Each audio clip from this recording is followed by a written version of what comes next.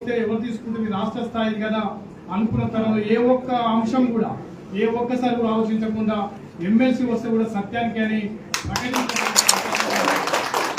అనేక రకాల గుండె చిక్కులు తెచ్చి అనేక రకాల ఇబ్బందులు పెట్టిన తరుణంలో కానీ ఏకనాడు కూడా అనేక ఎలాంటి ఆలోచన చేయకుండా ఈ రాష్ట్ర స్థాయి దాన్ని తీసుకురావడం అంటే మామూలు విషయం కాదు.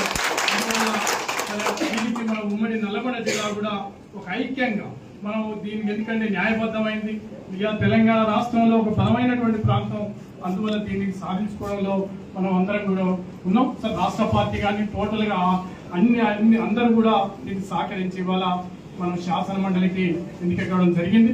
సరే ఎంత నమ్మకం అయితే ఉంటుందో, ఏ రకమైనైతే గతంలో మన పార్టీ నాయకులు కామ్రేడ్ ధర్మభూషణ్ లాంటి వాళ్ళు మరి మన పాతతరం నాయకులు ఏ రకమైతే నిలబడ్డారో కమ్యూనిస్ట్ పార్టీ కోసం ఆ రకంగా శక్తి వంచన లేకుండా నిలబడదాం. ఎందుకంటే ఆ రకంగా నిలబడతామని, ఎందుకంటే మనం అనేక గ్రామాలలో ఇబ్బందులు వచ్చినా, ఈ 30 సంవత్సరాల కాలంలో కష్టాలు వచ్చినా, నిష్ఠురాలు వచ్చినా, లేకపోతే ఆస్తులు ఇబ్బందులు పడ్డా, ఆర్థికంగా నష్టపోయినా కూడా ఎన్నడూ కూడా తలవంచకుండా మనం కమ్యూనిస్ట్ ఉద్యమాన్ని నిలబెట్టుకున్నాం.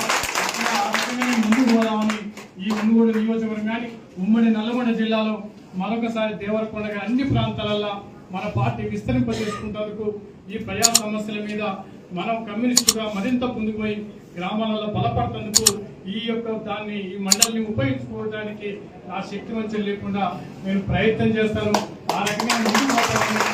ఆ రకంగా నా మీద ఎంతో నమ్మకంతో ఎంతో ఆలోచనతో చేసినటువంటి మరి పల్లా వెంకరెడ్డి గారికి కానీ, రాష్ట్ర పార్టీ నాయకత్వానికి కానీ, జాతీయ సమితికి కూడా నేను దాన్ని ఒమ్ము చేయకుండా పార్టీ ఉద్యమానికి పునరంకితం అయిదాం, ఈ కమ్యూనిస్ట్ పార్టీ ఉద్యమాన్ని బలోపేతం చేయడానికి నా వంతు పాత్రగా నేను శక్తివంతం లేకుండా చేస్తానని చెప్తూ ఈ అవకాశం ఇచ్చినటువంటి అందరికీ కూడా మరి కమ్యూనిస్ట్ పార్టీ అగ్రనాయకత్వానికి, అదే మన పార్టీ నాయకత్వానికి, మరి ఇప్పుడు ఉమ్మడి నల్లగొండ జిల్లా పార్టీ నాయకత్వం కూడా అన్ని విధాలుగా సహకరించి మనంతా కూడా నిలబడ్డందుకు నేను మరొకసారి మరి నేను అభినందనలు తెలియజేస్తూ నేను ముగిస్తున్నాను.